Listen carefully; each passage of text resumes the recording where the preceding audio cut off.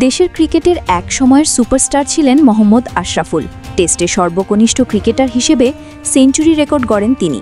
জাতীয় দলের সাবেক এই অধিনায়ককে এখন থেকে নতুন ভূমিকায় দেখা যাবে।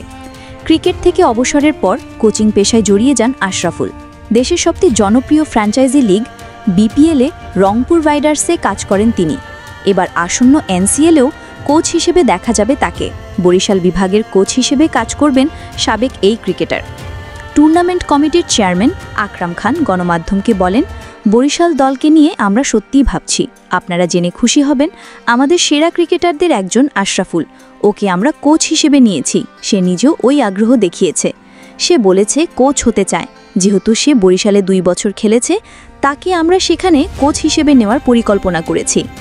জাতীয় দলের সাবেক এই অধিনায়ক আরও বলেন, তার সাথে বাংলাদেশের হয়ে খেলেছে সেলিম আছে, রোকন আছে, আফতাব আছে।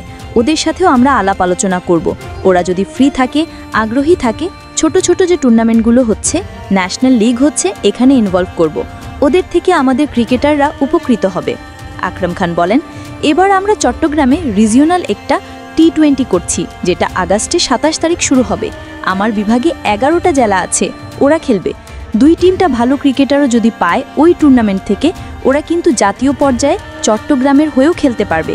এটাও কিন্তু আমাদের বোর্ড প্রেসিডেন্টের প্ল্যান, এবং সেই হিসেবে আমরা প্রথম রিজিওনাল টি20 করছি।